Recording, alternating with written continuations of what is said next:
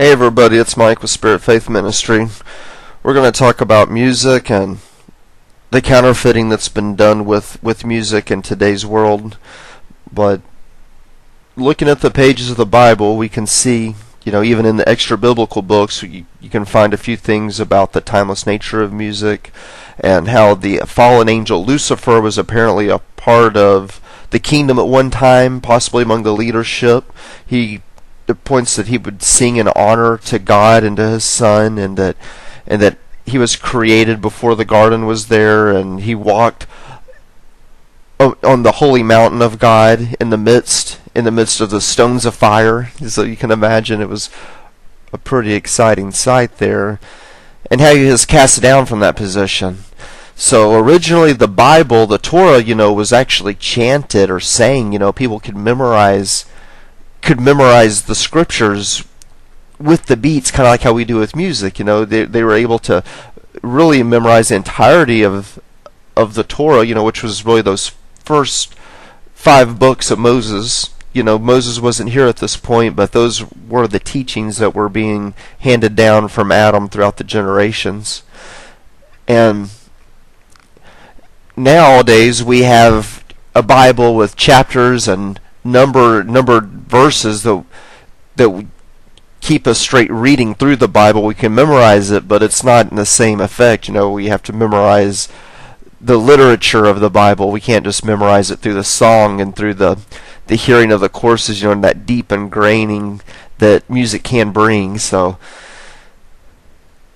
we even see over like in Daniel 3:7, therefore at that time, when all the people heard the sound of the cornet, the flute, the harp, the sackbut, the psaltery, and all kinds of music, all the people, the nations and the languages, fell down and worshipped the golden image that Nebuchadnezzar the king had set up.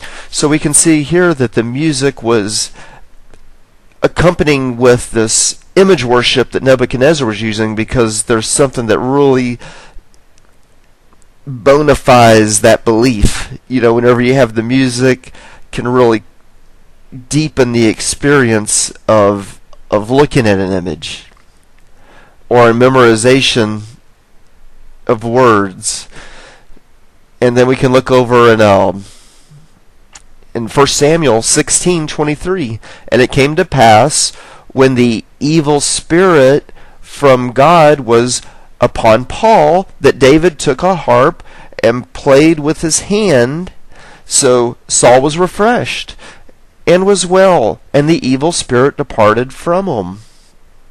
So right here we can see that David would play with a musical instrument, a harp, and this playing refreshed King Saul from this evil spirit that was bringing him down.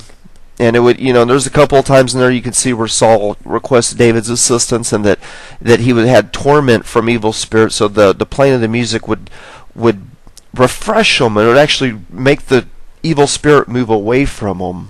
Whereas previously, like with Nebuchadnezzar, the evil spirit would come into people through the use of music. So music, there's a dichotomy there where it can be used for good or evil. Music has an energy, it's the vibration or the power that can go to the inner thoughts and emotions of the mind. People can memorize with the beats they hear. You can even hear it in your mind. Sometimes people hear it to the point where it's stuck in their mind and replays like a record in their head. The song is like hypnotized or something, and it's hard for it to even stop thinking about or hearing that music as they're trying to focus on other aspects of possibly reading or doing some sort of work. Not all the time, and it may not even last forever, but it can happen. And many times if you just listen to the radio long enough, you'll find that little catch, that little hook that'll kind of just keep spinning your head and keep you going. It's along that same nature. But unfortunately, all the music of today is pretty much evil, from country to rap, metal, R&B, pretty much anything with lyrics really is not being used for the most positive reinforcement. even in the Christian music, that's you'll see false teachings and disbelief intended to model after worldly music or old time religion music that we would hear, the old gospel music or something. So the music is positive, but it doesn't really stir people up, this Christian sounds, but that lyric that comes through, really is the key. It's like, are the lyrics focused on the kingdom and on our Father and Lord, or is it focused into another area that creates lust or some other sensation?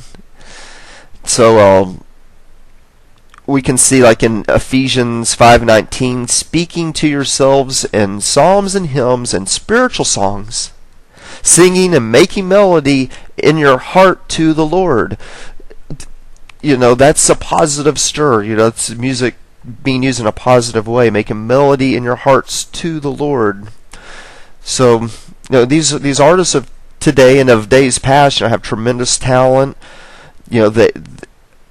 They've chosen to apply their gifts that they possess, and they use them towards other gods. These people who produce this music and make the music are many times into the occult belief systems.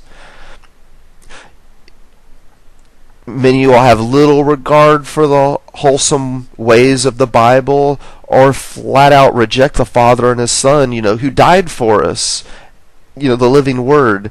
They'll sing in dishonor to God and His Son, not to honor God and His Son, to the point where people have even talked about they'll place evil prayers on this music in hopes that this evil spirit will possess the listener or open a spiritual gateway for devils to pass through and to torment, or to create a stronghold in people's houses or in their minds.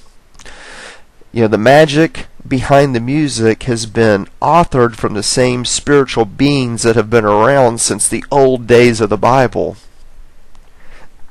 They have continued to work through willing mortals of the world, to get these ancient magics into our world. These mortals I'll describe, are famous singers and actors. Even this applies into the TV realm, really all the entertainment. We're focusing on music specifically, but this is really the same concept that it gets applied through all of our media and all of our entertainment. The visuals, the stimulation of sound.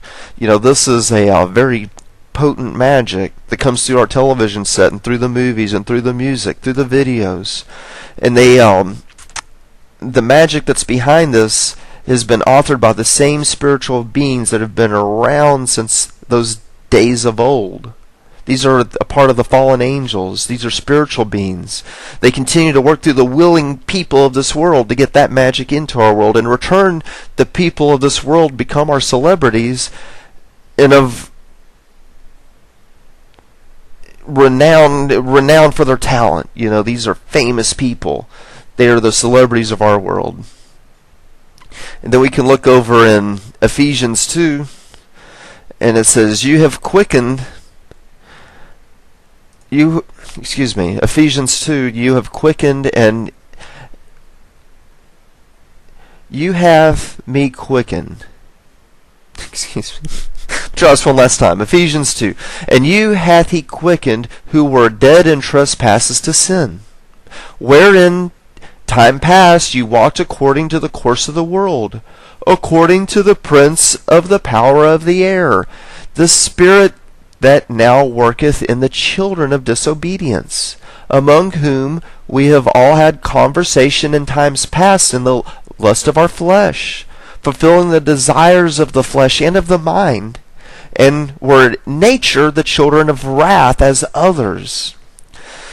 So we see there that this prince of the power of the air works in us, being the children of God, to disobedience and fills us with fleshly desires and desires of the mind that turns us just as the children of wrath are of zealous. So you really have to guard your ear gates, your eye gates, your mind. Guard your heart. And if you're going to be a part of the world, if you do hear these things, don't let it overtake you.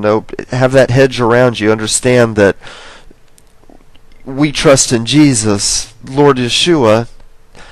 That's our spiritual rock, and that these other things are of the world and they're not a part of us. And for more help with seeing how to spot these snakes in the music, you can look at Good Fight Ministries there, and they have a lot of solid material to help point out where Satan is in the music or in the movie scenes. But help us, Jesus.